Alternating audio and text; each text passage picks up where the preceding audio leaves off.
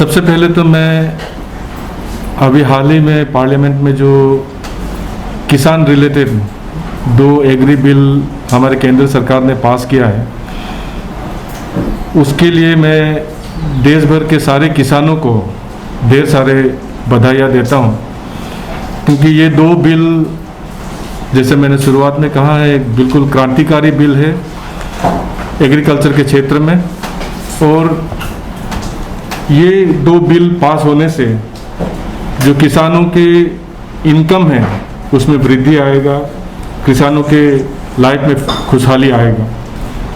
साथ ही साथ इस बिल को लाने में और पास कराने के लिए मैं हमारे देश के प्रधानमंत्री श्री नरेंद्र मोदी जी और हमारे केंद्र कृषि मंत्री श्री नरेंद्र सिंह तोमर जी, जिसके नेतृत्व में ये बिल पार्लियामेंट में लाया गया था और उसे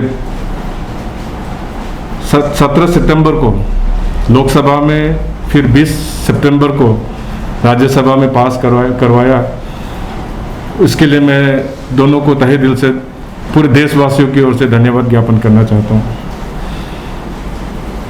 तो जिस 2 बिल के बारे में हम बात कर रहे हैं, जो हाल ही में पार्लियामेंट में पास हुआ है, एक है the farmers produce trade and commerce promotion and facilitation bill 2020, जिसको हम लोग एपीएमसी एक्ट के रूप में भी नाम से भी जानते हैं। और दूसरा है the farmers empowerment and protection agreement of price assurance and farm service bill 2020, जिसको अगर हम सिंपल वर्ड में कहें तो ये कॉन्ट्रैक्ट फार्मिंग के रिलेटेड है। ये 2 बिल के अलावा एक और ऑर्डिनेंस, तीनों को ऑर्डिनेंस के रूप में हमारे केंद्र सरकार में कैबिनेट ने 5 जून 2020 को लाया था। और जैसे आप लोगों को मालूम है कि ऑर्डिनेंस को फिर एक्ट बनाने के लिए उसे बिल के फॉर्म में पार्लियामेंट में पास करना जरूरी है। तो इसीलिए इस बार के जो मॉनसून सेशन पार्लियामेंट में इसको टेबल किया गया था। तो मैं आपको इन 2 बिलों के बारे में थोड़ा सा जानकारी देना चाहूँगा, क्योंकि ऑपोजिशंस के द्वारा काफ़ी हो हल्ला मचाया जा रहा है इस बिल को लेके, और उनका अपने निजी स्वार्थ के लिए किसानों को भड़का रहे हैं और किसानों को कह रहे हैं कि ये किसान विरोधी बिल है।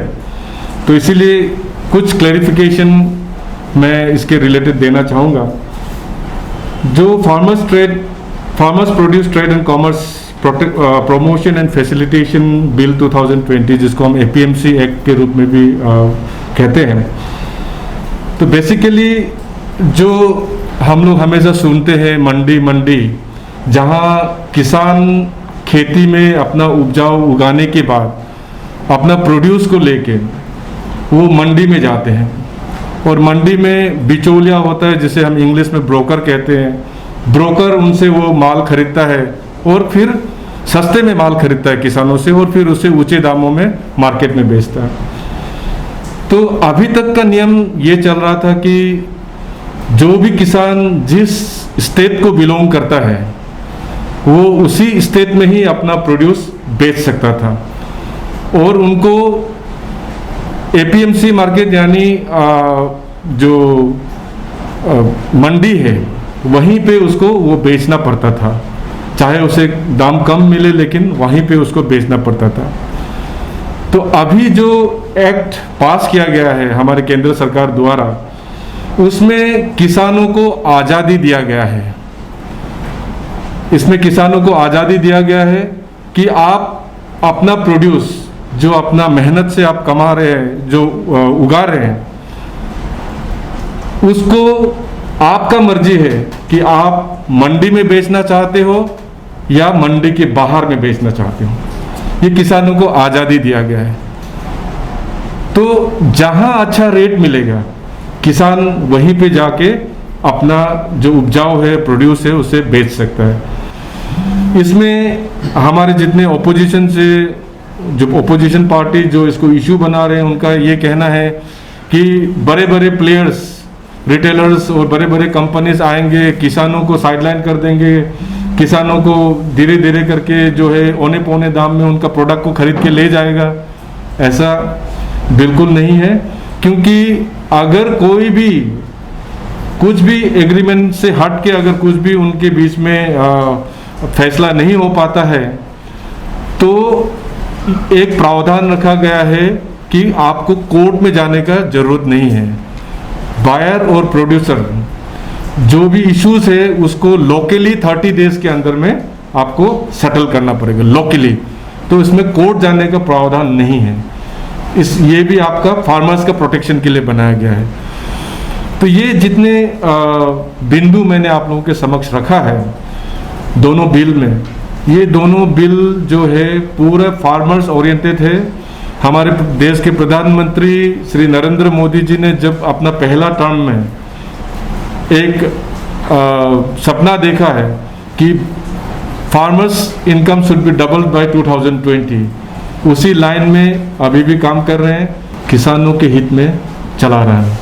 आप चाहे ऑर्गेनिक मिशन बोलिए, चाहे चीफ मिनिस्टर सशक्त किसान योजना बोलिए, चाहे आप चीफ मिनिस्टर कृषि समूह योजना बोलिए या चीफ मिनिस्टर कृषि ऋण योजना बोलिए, बहुत सारे ऐसे स्कीम्स हैं जो हमारे राज्य सरकार के द्वारा फार्मर्स के हित में चलाया जा रहा है।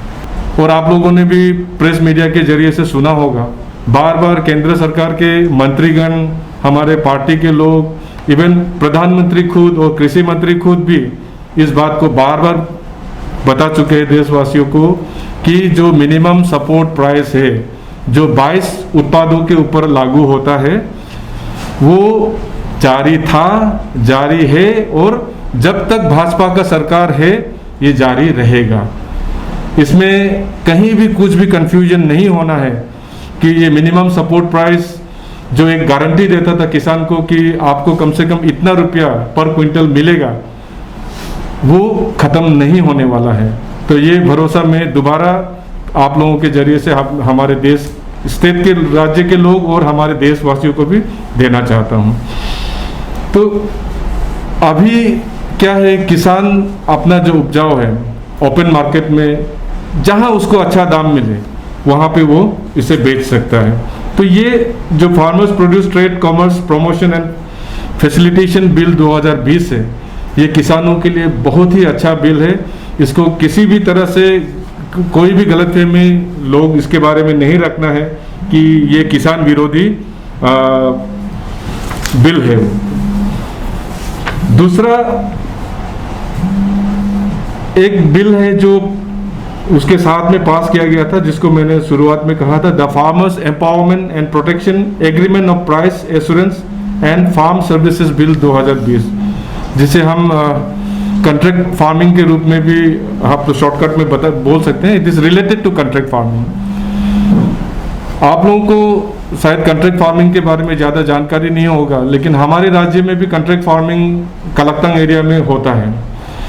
तो कॉन्ट्रैक्ट फार्मिंग में बेसिकली क्या होता है कि जो बायर है वो पहले ही आके, सीजन से पहले ही आके किसानों को मदद मुहैया कराते हैं, चाहे वो कैश के रूप में हो, चाहे सामान के रूप में हो, चाहे बीज के रूप में हो, चाहे इंसेक्टिसाइड के रूप में हो या यूरिया वगैरह देने का हो, तो वो उनको देता है।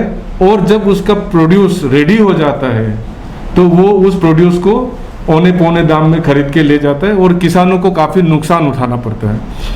तो जो कॉन्ट्रैक्ट फार्मिंग है कहीं ना कहीं पूरे भारतवर्ष में ऑलरेडी चल रहा है इन ए वेरी अनरेगुलेटेड वे। तो इसको रेगुलेट करने के लिए ये नया कानून लाया गया है।